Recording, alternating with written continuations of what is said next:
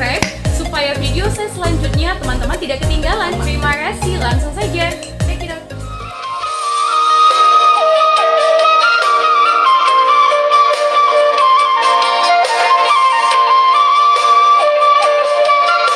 Seribu Raja jadi dipotong dan dipersembahkan. Tetapi karena guru Tatea Bulan ikhlas dan Seribu Raja tidak menolak menjadi korban persembahan, mula jadi Nabolon menghidupkan dia kembali serta memberikan berkat atau pasu-pasu. Nah teman, ketika mula jadi Nabolon mau kembali ke Banua Ginjang melalui Dolok Pusubuhit, ia melihat Raja Biak-Biak ada di situ. Ya, Raja Biak-Biak memohon kepada Mula Jadi Nabolon agar disempurnakan. Mula Jadi Nabolon pun mengabulkan permohonan Raja Biak-Biak. Dia diberi tangan, kaki, bahkan diberi sayap, ekor, dan mulutnya seperti, moncong babi.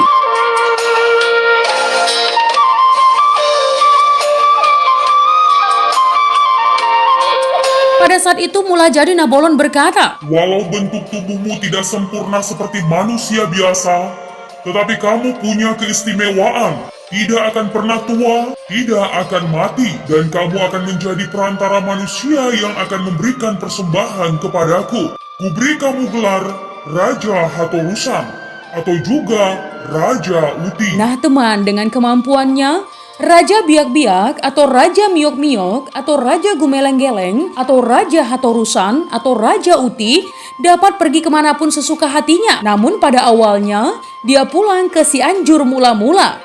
Kemudian ke Aceh dan ke bagian selatan Tapanuli atau Barus.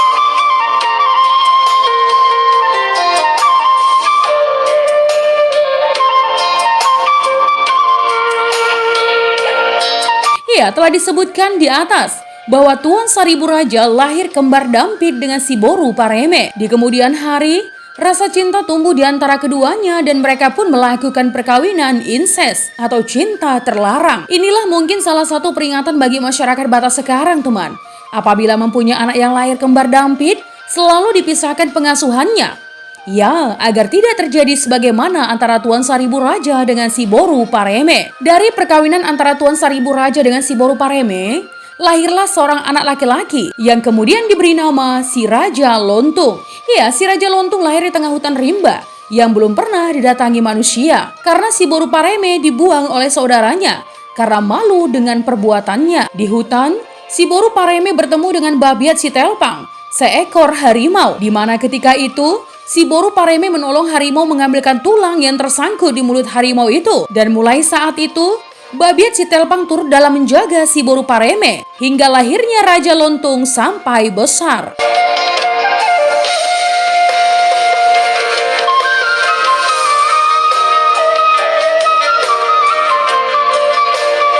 Sedangkan si Seribu Raja menurut cerita pergi setelah adik bungsunya Lau Raja memberitahukan kepada abangnya Seribu Raja.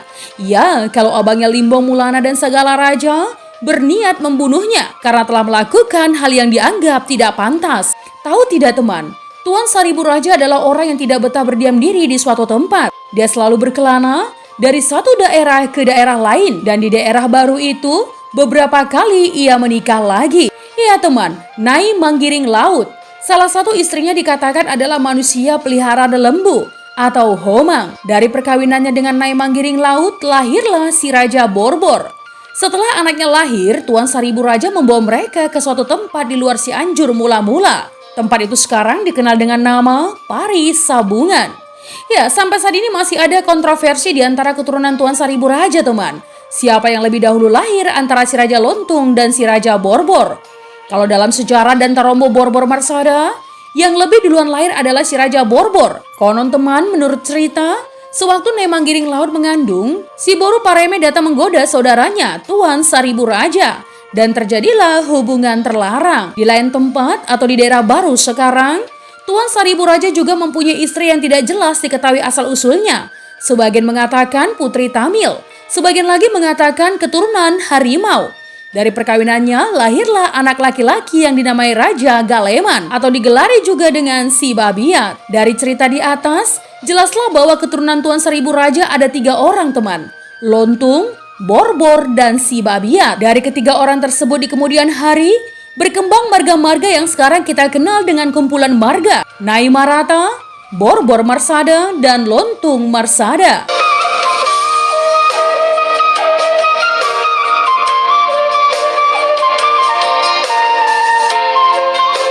Nah teman, keturunan si Raja Batak terbagi atas dua kelompok, yaitu keturunan Guru Tatea Bulan yang disebut juga Ilontungon, dan keturunan dari Raja Isumbaon yang disebut juga Sumba. Di kemudian hari, ada dua kelompok tadi berkembang menjadi 5 kelompok yang menjadi induk marga-marga Batak yang ada sekarang. Dengan catatan ya teman, bahwa keturunan dari Raja Asi-Asi, Sangkar Somalindang, Toga Laut, dan keturunan Seribu Raja dari istri ketiga, yaitu Raja Galeman atau Sibabiat, belum termasuk. Karena keturunan mereka tidak jelas keberadaannya dan patut diduga ada di daerah Asahan, Langkat, Karo, Deli Serdang, Binjai, dan di Aceh, atau Tapatuan, Takengon, dan Kutacane. Nah teman, salah seorang boru dari Guru Tatea Bulan ialah Nantinjo, yang dikatakan sebagai banci atau waria pertama dalam sejarah dan legenda orang Batak. Orang mengatakan bahwa dia sebenarnya berjenis kelamin laki-laki, tetapi pembawaan dan tingkah lakunya layaknya perempuan. Nah teman, Guru Tatea Bulan dan saudara-saudaranya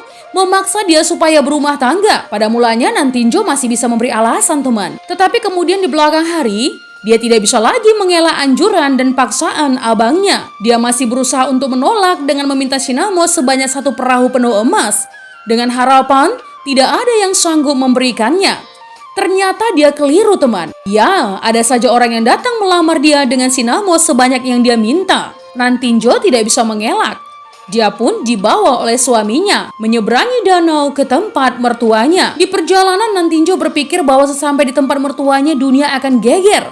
Ya, apabila masyarakat mengetahui cacatnya, maka dengan putus asa teman, dia berdoa atau mertonggo ke Boru Sang Naga dan mula jadi Nabolon Debata Natolu. Setelah berdoa, Nantinjo melompat ke tengah danau dan tenggelam.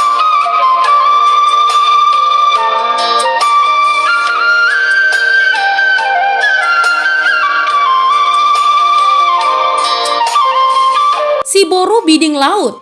Ya, sebagaimana diceritakan bahwa si Boru Biding Laut lama tidak diberikan keturunan teman. Dalam keputusasaannya, dia menceburkan diri ke danau. Tetapi dia tidak tenggelam. Dipermainkan ombak seperti nasib yang mempermain-mainkan kehidupannya. Entah berapa lama ia terombang-ambing, sampai akhirnya terdampar di daratan. Begitu sadar, dia memandang nanar ke kejauhan, ke arah Dolok Pusuk Buhit.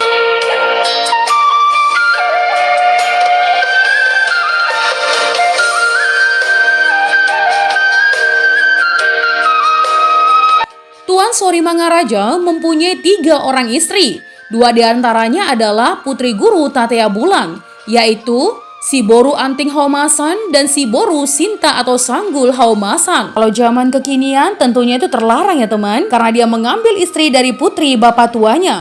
Tetapi pada masa itu karena memang penduduk di sekitar Danau Toba masih sangat jarang, hal tersebut adalah lumrah. Masih menjadi kontroversi karena berbagai versi, di mana versi umum mengatakan istri Tuan Sori Mangaraja adalah 3. Si Anting Haumasan yang dikenal si Boru Paromas atau Nai Ambaton, si Boru Biding Laut atau Nai Rasaon, dan si Boru Sanggul Haumasan atau Nai Suwanon. Di mana tidak diketahui asal-usul si Boru Sanggul Haumasan teman. Dari istri pertama Tuan Sori Mangaraja, dia mempunyai anak yang dinamai Tuan Sorbadi Julu atau Nai Ambaton. Dan dari istri kedua juga seorang, Tuan Sorbadi Jai atau Nai Rasaon. Dari istri ketiga Tuan Sori Mangaraja mempunyai anak dan diberi nama Tuan Sorbadi Banua atau Nai Suwanon. Ketiga istrinya dengan panggilan nama anaknya lebih terkenal, ya, daripada Tuan Sori Mangaraja sendiri. Hal ini terjadi karena Tuan Sori Mangaraja adalah orang yang tidak betah berdiam diri. Dia berkelana dari satu daerah ke daerah lain teman, sambil memberikan pengobatan kepada orang-orang yang memerlukan kepintarannya.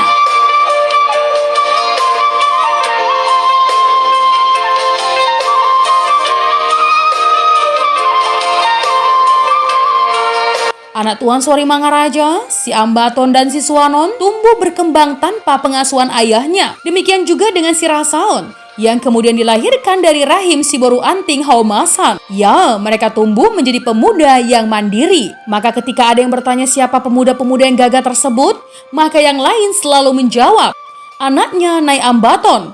Untuk si Ambaton, anaknya Nai Suwanon. Untuk si Suwanon, anaknya Nai Rasaon. untuk si Rasaon. Nah teman, bermula dari panggilan-panggilan tersebut, akhirnya orang lain lebih mengenal mereka dan keturunannya kemudian dengan sebutan Nyai Ambaton, Nyai Rasaon, dan Nyai Suwanon. Keturunan mereka menjadi kelompok marga-marga di kemudian hari. Dengan demikian, maka kelompok marga-marga Batak menjadi 5 induk. Kelompok Lontung untuk keturunan si Raja Lontung dan anak Saribu Raja dengan si Boru Pareme. Kelompok Borbor untuk keturunan Limbong Mulana, Sagala Raja, Silau Raja atau Malau Raja, dan si Raja Borbor anak Saribu Raja dengan Nyai Manggiring Laut sekarang ini sering disebut dengan Borbor Marsada. Kelompok Nyai Ambaton untuk semua keturunan Tuan Sori Mangaraja dari istri pertama si Boru Anting Malela atau si Boru Paromas sekarang ini sering disebut dengan Parna atau Persadaan Raja Nyai Ambaton.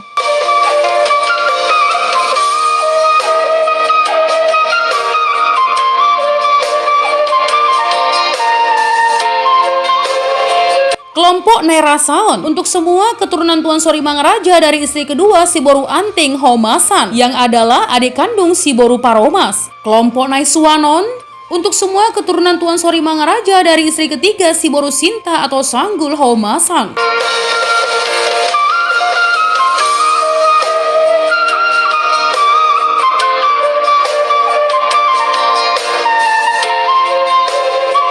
Nah teman, itu tadi adalah sejarah silsilah marga Batak, dari si Raja Batak hingga asal-usul marga Batak. Jika ada kesalahan dalam penyampaian legenda, mohon dimaafkan ya teman. Untuk kritik dan saran yang membangun, langsung saja tinggalkan di kolom komentar. Menjadi bijak, menjadi cermat itu penting. Terima kasih teman.